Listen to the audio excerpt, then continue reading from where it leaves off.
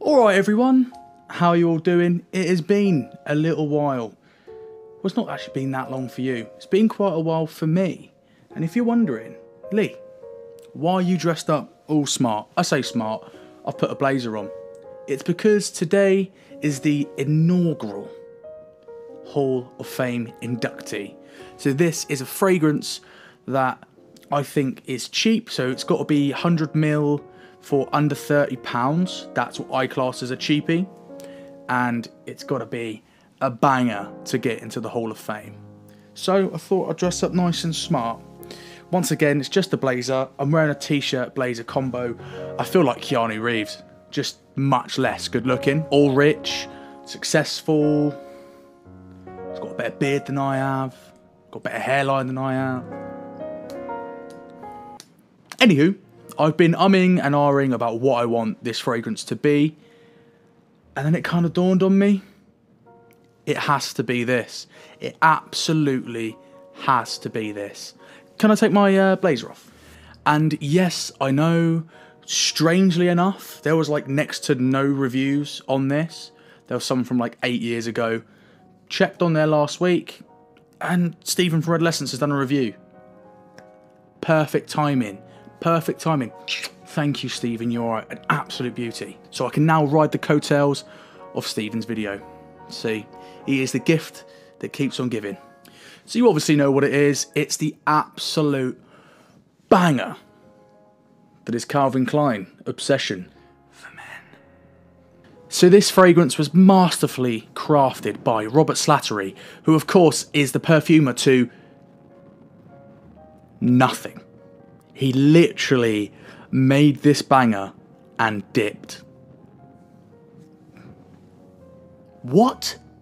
He comes in, he makes one of the greatest fragrances of all time, and he never made anything else.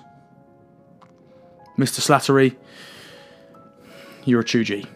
So released in 1986, a year after its female counterpart, this fragrance has had incredible success, even winning the Fifi Prestige Award in 1987. I don't know what that is either. Following on from this hit, Calvin Klein have released 5 flankers, the most recent being 2017's Obsessed. Not tried that, but it seems kind of like it's a very similar bottle, very clear, so I'm guessing it's going to be nothing like this whatsoever. So now let's get on to the presentation. So I'm going to show you some B-roll whilst I do the B-roll voice. This presentation is a beautifully classy clear bottle, masterfully designed by the legend that is Pierre Dinand. For Obsession, Dinand opted for a really refined rounded bottle that I think complements the juice perfectly. Look at those curves. Very curvy. I like that one. I think the DNA of this fragrance, the blueprint, if you will, can still be seen in like a lot of contemporary fragrances right now. You got your Spice Bomb is most definitely inspired off this. To your Musk Ravageurs, it's definitely left its mark on the fragrance game, and for good reason. So this fragrance has cinnamon, lavender, coriander, mandarin orange, lime, bergamot and grapefruit in the top.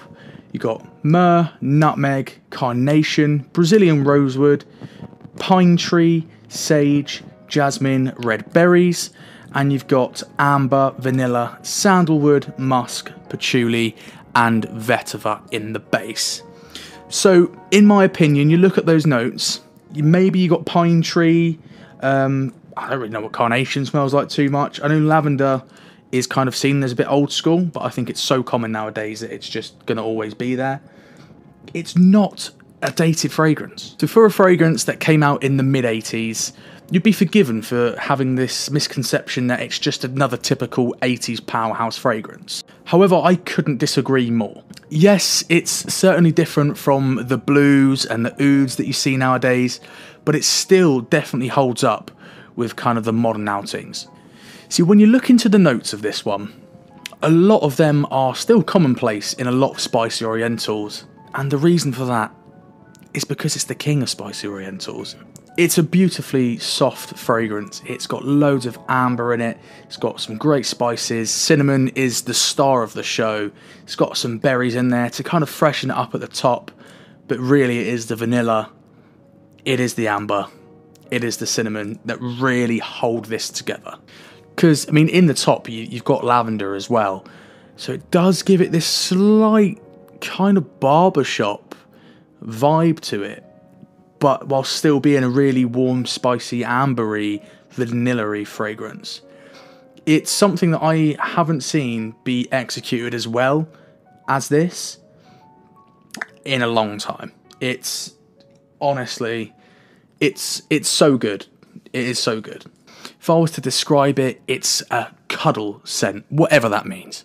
It's really cozy, sweet, projects really well, but I don't think it's pungent enough to really be getting under people's skin. It is quite thick and warm. You don't want to be spraying this in the summer.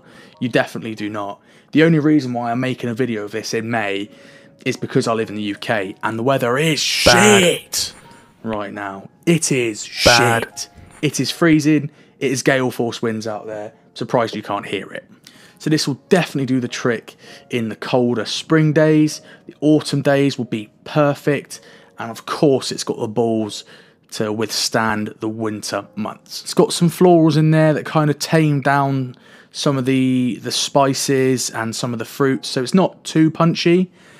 As soon as they kind of dissipate, it's just vanilla, amber, cinnamon, and it's just so warm. Bit of nutmeg in there. It's got a slight nutty vibe. It is absolutely gorgeous, so comforting. I call it like a sleep scent. It's a scent that I could spray on and it would just warm me and just be so comforting to go to sleep in.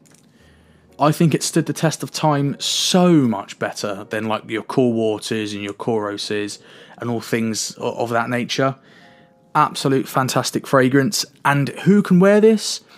I've been wearing this since I was about 12, 13. But I've been like rocking Amen since I was that age as well. And some people do think, oh no, you can't touch that when you're younger. It's all about the kind of vibes you give off. Because a lot of people are like, oh no, you can't rock that. I feel like I rock this and it's alpha male territory. It's like, you're the man, you're mature. It's definitely a mature fragrance. I don't think it's an old manny fragrance. It's not like a really old kind of barbershop. It's not brute. It's not going to be one of those fragrances where like someone will smell you and be like, oh, you smell like an old man. My girlfriend actually has given me unsolicited compliments on this one a fair few times actually. It's probably up there in the top 5. So it does attract the younger crowd. I think it's a timeless masterpiece. I don't know what year this bottle is. I've had this bottle for about 7-8 years. So there's probably some notes in the top that maybe I'm not getting anymore. And maybe the performance is a lot better than what is out right now. But all I can say is going off this, I 110% recommend this fragrance. This one is a bit of a beast. You definitely get like the thick cloud and it does project really well for like 2 to 3 hours, I say. And then it kind of gets a little bit more of a skin scent, but that lasts. It lasts as long as you would want it to. It's honestly, it's like good 8 hours after that. It's a really cozy, really inoffensive scent. You could probably rock this on slightly cooler nights, cooler summer nights. Really nice. It's just coziness in a bottle. It really is just coziness in a bottle. I absolutely love it. It lasts long.